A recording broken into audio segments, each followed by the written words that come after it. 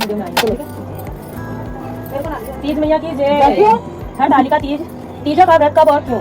हरतालिका तीज का यह प्रसिद्ध व्रत भादो मास के शुक्ल पक्ष में तृतीय को किया जाता है। तृतीय तिथि को किए जाने के कारण स्त्रियों में यह व्रत अधिकतर तीजों के नाम से जाना जाता है। कुंवारी लड़कियों में यह व्रत इच्छित वर पाने की आशा से तथा विवाहित स्त्रियों सुहाग की रक्षा और पति सुख की कामना करके करती हैं। प्राचीन काल से चल रही मान्यता है कि इस व्रत को करने वाली स्त्रियां पार्वती के समान सुख पूर्वक जीवन यापन करके शिवलोक को प्राप्त होती हैं।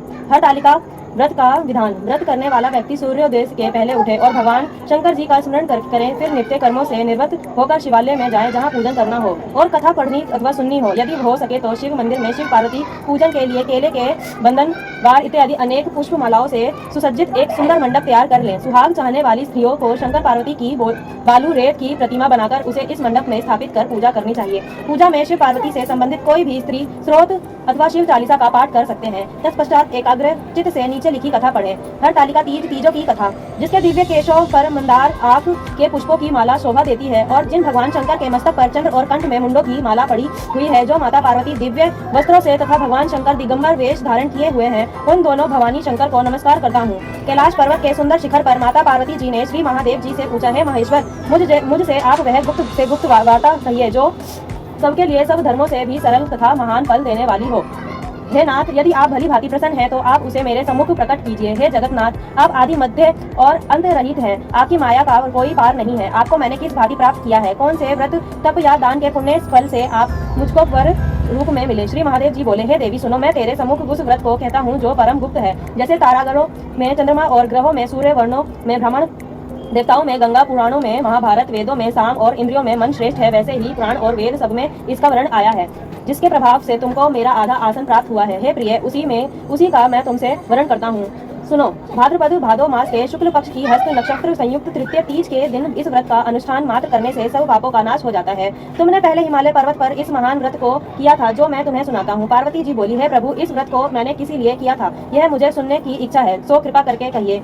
शंकर जी बोले, आर्यव्रत में हिमालय नामक एक महान पर्वत है, जहाँ अनेक प्रकार की भूमि अनेक प्रकार के वृक्षों से सुशोभित है, जो सदैव बर्फ से ढके हुए तथा गंगा की कल कल ध्वनि से शब्दायमान रहता है। हे पार्वती जी, तुमने बाल्यकाल में उसी स्थान पर परम तप किया था और तुमने 12 वर्ष तक जल में रहकर तथा बैशाख मास में अग्नि में प्रवेश करके तप किया। श्रावण के महीने में बाहर खुले में निवास कर अन्न त्याग कर तप करती रही। तुम्हारे उस कष्ट को देखकर तुम्हारे पिता को बड़ी चिंता हुई। वे चिंतातुर होकर सोचने लगे कि मैं इस कन्या की किससे शादी करूं। इस अवसर पर देवयोग से ब्रह्मा जी के पुत्र नारद जी वहाँ आए। देव ऋषि नारद ने तुम शैलपुत्री को देखा। तुम्हारे पिता हिमालय ने देव ऋषि को अर्घ्य पाद्य आसन देकर सम्मान सहित बिठाया और कहा, है मुनीश्वर, आपने यहाँ तक आने का कष्ट कैसे किया? कहिए क्या आज्ञा है? नारद जी बोले, हे गिरिराज, मैं विष्णु भगवान का भेजा हुआ यहाँ आया हूँ, तुम मेरी बात सुनो। आप अपनी कन्या को उत्तम वर को दान करें। ब्रह्मा, इंद्र, शिव आदि देवताओं में विष्णु भगवान के समान कोई भी उत्तम नहीं है, इसलिए मेरे मत से आप अपनी कन्या का दान भगवान विष्णु को ही दे। हिमालय बोले, यदि भगवान वासुदेव स्वयं ही कन्या को ग्रहण करना चाहते हैं और इस कार्य के लिए ही आपका आगमन हुआ है, तो वह मेरे लिए गौरव की बात है, मैं अवश्य उन्हें ही दूंगा। हिमालय का यह आश्वासन सुनते ही देवऋषि नारद जी आकाश में अंतर्ध्यान हो गए और शंख चक्र गदा पदम एवं पीताम्बरी धारण भगवान विष्णु के पास पहुंचे। नारद जी ने हाथ जोड़कर भगवान विष्णु से कहा, प्रभु, आपका विवाह कार्य निश्चित हो गया है। इधर हिमालय ने पार्वती जी से प्रसन्नता पूर्वक कहा, है पुत्री, मैंने तुमको गरुड़ ध्वज भगवान विष्णु को अर्पण कर दिया है। पिता के इन वाक्यों को सुनते ही पार्वती जी अपनी सहेली के घर गई और पृथ्वी पर गिरकर अत्यंत दुखित होकर विलाप करने लगी। उनको विलाप करते हुए देखकर सखी बोली, है देवी, तुम किस कारण से दुख पाती हो? मुझे बताओ, मैं अवश्य ही तुम्हारी इच्छा पूर्ण करूंगी। पार्वती बोली, हे सखी, सुन, मेरी जो मन की अभिलाषा है सुनाती हूँ। मैं ऋषि महादेव जी को वरण करना चाहती हूँ। मेरे इस कार्य को पिताजी ने बिगाड़ना चाहा है, इसीलिए मैं निसंदेह इस शरीर का त्याग करूंगी। पार्वती के इन वचनों को सुनकर सखी ने कहा, हे देवी, जिस वन को तुम्हारे पिताजी ने न देखा हो तुम वहां चली जाओ। तब हे देवी पार्वती, तुम अपनी सखी का यह वचन सुन ऐसे ही वन को चली गई। पिता हिमालय ने तुमको घर पर न पाकर सोचा कि मेरी पुत्री को कोई देव दानव अथवा किन्नर हरण करके ले गया है। मैंने नारद जी को वचन दिया था कि मैं पुत्री का गरुड़ ध्वज भगवान के साथ वर्ण करूंगा। हाय, अब यह कैसे पूरा होगा? ऐसा सोचकर वे बहुत चिंतातुर और मूर्छित हो गए। तब सब लोग हाहाकार करते हुए दौड़े और मूर्छा दूर होने पर गिरिराज से बोले कि हमें आप अपनी मूर्छा का कारण बताओ। हिमालय बोले, मेरे दुख का कारण यह है कि मेरी रत्न रूपी कन्या को कोई हरण कर ले गया, या सर्प डस गया, या किसी सिंह या बाघ ने मार डाला है।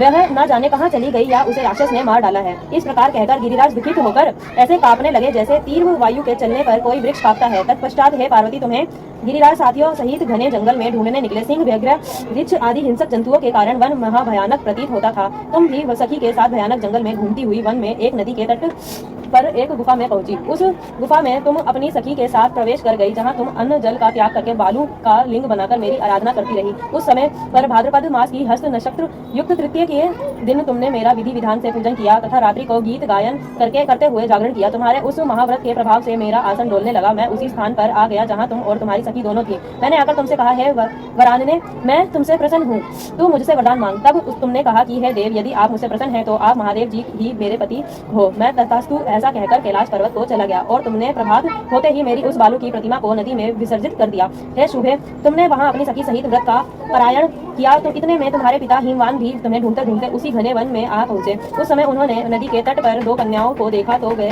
तुम्हारे पास आ गए और तुम्हें हृदय से लगाकर रोने लगे और बोले, बेटी तुम इस सिंह विग्रह यदि युक्त घने जंगल में क्यों चली आई? तुमने कहा, हे पिता, मैंने पहले ही अपना शरीर शंकर जी को समर्पित कर दिया था, किंतु आपने इसके विपरीत कार्य किया, इसीलिए मैं वन में चली आई। ऐसा सुनकर हिमवान ने तुमसे कहा कि मैं तुम्हारी इच्छा के विरुद्ध यह कार्य नहीं करूंगा। तब वे तुम्हें लेकर घर को आए और तुम्हारा विवाह मेरे साथ कर दिया। हे प्रिय, उसी व्रत के प्रभाव से तुमको मेरा अर्धासन प्राप्त हुआ है।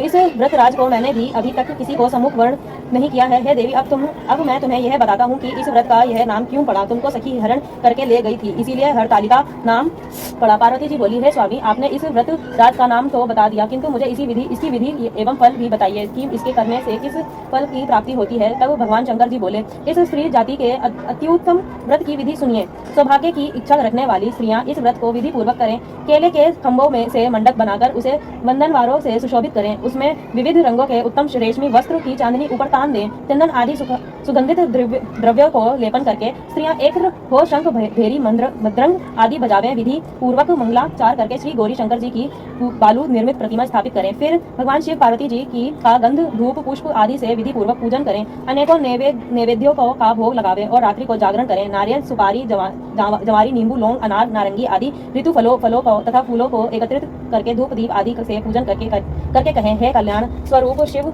हे मंगल रूप शिव, हे मंगल रूप महेश्वरी, हे शिवे, सब कामनाओं को देने वाली देवी, कल्याण रूप तुम्हें नमस्कार है। कल्याण स्वरूप माता पार्वती, हम तुम्हें नमस्कार करते हैं। भगवान शंकर जी को सदैव नमस्कार करते हैं। हे ब्रह्मा रूपिणी जगत का पालन करने वाली माँ, आपको नमस्कार करते हैं। हे सिंह वाहिनी, मैं संसारिक भय से व्याकुल हूँ, तुम मेरी रक्षा करो। हे महेश्वरी, मैंने इसी अभिलाषा से आपका पूजन किया है। हे पार्वती माता, आप मेरे ऊपर प्रसन्न होकर मुझे सुख और सौभाग्य प्रदान कीजिए। इस प्रकार के शब्दों द्वारा उमा सहित शंकर जी का पूजन करें। विधि पूर्वक कथा सुनकर गो वस्त्र आभूषण आदि ब्राह्मणों को दान करें। इस प्रकार से व्रत करने वाले के सब पाप नष्ट हो जाते हैं।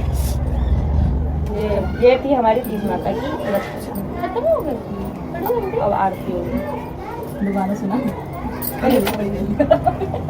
वैसे यही तो सुनती हो, अपनी बात तो जल्दी नहीं हो।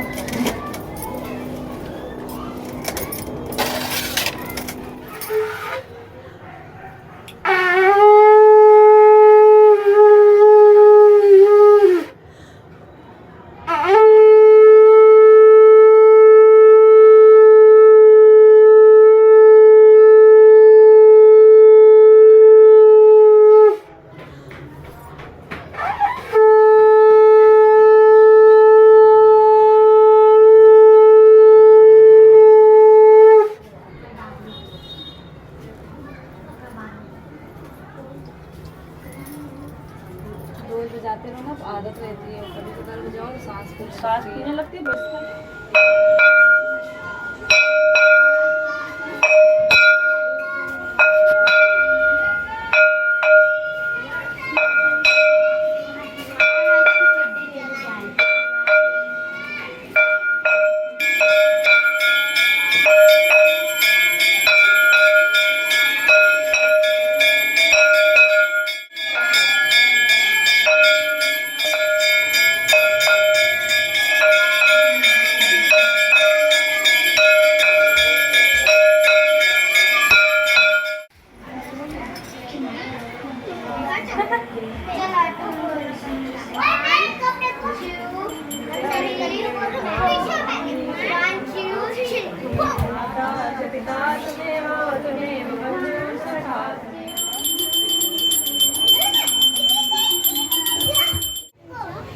बाबू का है अब इनको मिलेगा प्रसाद।